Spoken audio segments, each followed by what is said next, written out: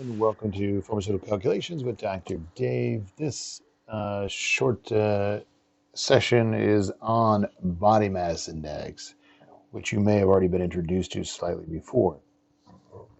As we move forward in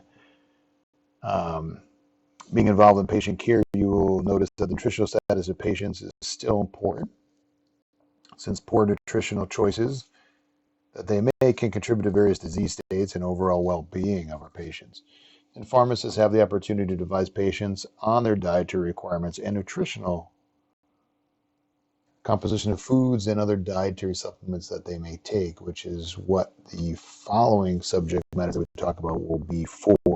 So, the body mass index, a lot of these types of calculations are just equations that I will not have you memorize, but you will have to be able to utilize. That's all. So, body mass index, people may gain weight, they may lose weight, but we usually can determine a normal range. The body mass index is used to judge weight and underweight and overweight for obesity. And we have categories, and those categories can be based on their health condition as well as their overall general health. So in order to do a person's BMI, body mass index, you need their weight in kilograms and you need their height in meters squared, or you can say meters and you're going to be squaring that. You can also use pounds if you want to, and then you can do inches squared, and then you have to multiply by the correction factor 703.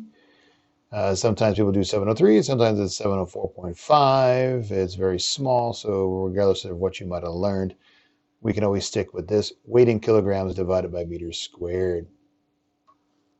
This is what your BMI will come out to. So over 30 is usually considered obese. Between that 25, below 30 is a little overweight, and then you have the normal and below. So with those in mind, for our goal here is just to be able to have you use the calculation and understand where it came from and how it is used, that it's based on patient's weight as well as height.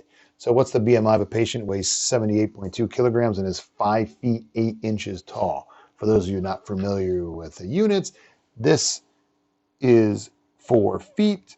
One little slash of the 2 is for inches. So that means the person is 5 feet 8 inches tall. Excuse me. Because we have inches in the equation and we're using non-metric units, I'm going to use this equation over here. So let's take the 72 and let's convert it into pounds. So 78.2 kg. This time I'm going to multiply by 2.2 and I'm going to get my number as 172.04. This is the number of pounds, right, that the person weighs.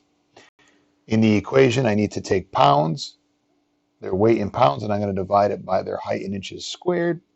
Their height in inches, we have 5 feet. 5 feet is 12 inches in a foot, so it's going to be 5 times 12. So 5 times 12, this is the number of inches for 5 feet. And then I'm going to add 8 more inches on top of that. And that will give me 68. And that's 68 inches total. That's the person's height. And all I do is I plug that into the formula from above. I take the height the weight in pounds, 172.04. I'm going to divide that by their height in inches squared and multiply that by a correction factor. In our case, we will use the correction factor of 703. If you do that outright, you will get a BMI of about 26.15. And if you look at the units, even though I didn't put them in there, it's going to be in kilograms per meter squared if you want to look at that, because this is kilograms.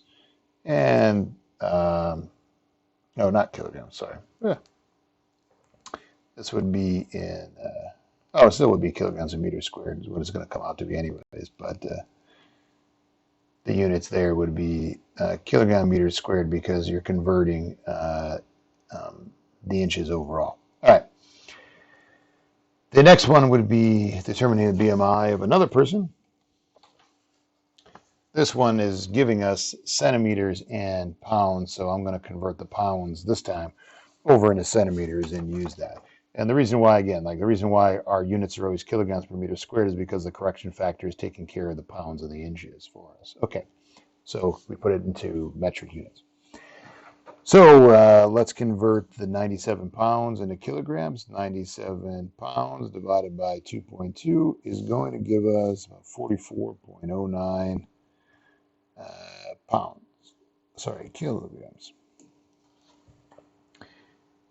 And we've got centimeters. If I go centimeters to meters, I'm going to move the decimal point over two places.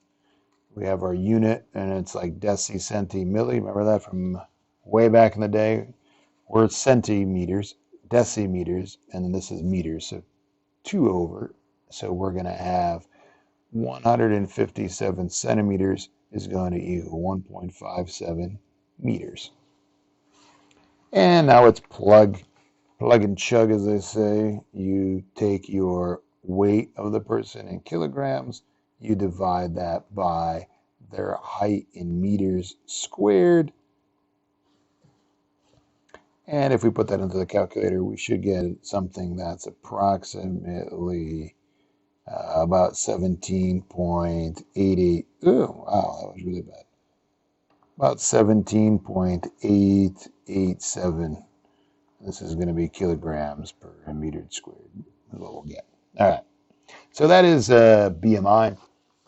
Again, these types of things you don't have to memorize the equations for, just understanding sort of the slight conversions you may have to do with inches or meters or kilograms and pounds, and then what the BMI is an index for would be appropriate. All right, so pharmaceutical calculations, most important class because it's the only one that counts, your body mass index.